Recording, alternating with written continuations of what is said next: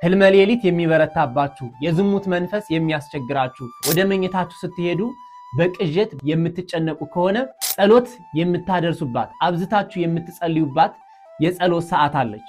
በዚህ ቪዲዮ ነግራችኋለሁ። ትምህርቱ ግን ለብዙዎቻችን ወንድሞቻችን ይጠቅማልና ሼር ኮፒ ሊንክ እያደረጋችሁ ኮሜንት ላይ ጸሎት እያላችሁ ጻፉልኝ። ወጣት ከሆናችሁ በህልመ ሌሊት የምትሰቃዩ የዝሙት የፍቶት ስሜት የሚበዛባችሁ ከሆነ አብዝታችሁ ልትጸልዩባት የምትችሉ የጸሎት ሰዓት የምሽት 3 ሰዓት ጸሎት ናት። ይቺ የጸሎት ሰዓት ጸሎተ ነዋም ወይም የምኝታ ጸሎት ትባላለች።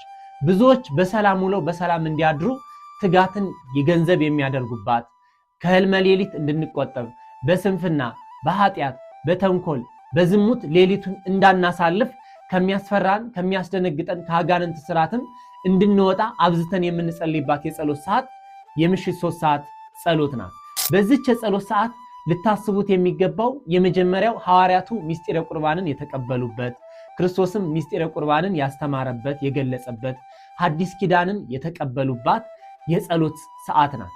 በተጨማሪም በዚህች የጸሎት ሰዓት ጌታችን አምላካችን መድኃኒታችን ኢየሱስ ክርስቶስ ለሐዋርያቱ የጸሎትን ኃያልነት የጸሎትን ምስጢር በጌቴሴማኒ ቁጭ ብሎ ያስተማረባት እጅግ ድንቅና ውብ የሆነች የጸሎት ሰዓት ናት።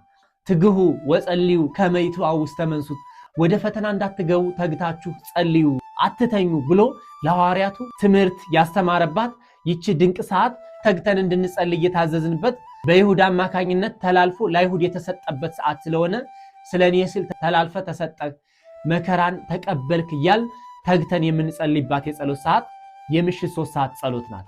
የዚች ጸሎት ኃያልነቷን ተረድተን ብዙ ወጣቶች ስልክ በማየት በስንፍና እንዳታሳልፉ አብረን በትጋት እንጸልይ ዘንድ ሁልጊዜም ምሽት 3 ሰዓት በሰባቱ የጸሎት ጊዜያት ምን እያሰብን እንጸልይ፣ ከመመገባችን በፊት የግዴታ ልንጸልያቸው የሚገቡ የጸሎት አይነቶች የትኞቹ ናቸው፣ የጸሎት ቅደም ተከተልስ እንዴት ነው የሚሉትን ዋና ዋና ጥያቄዎች ሰፋ ዘርዘር አድርገን ገብታችሁ ቤታችንን ተመልከቱ።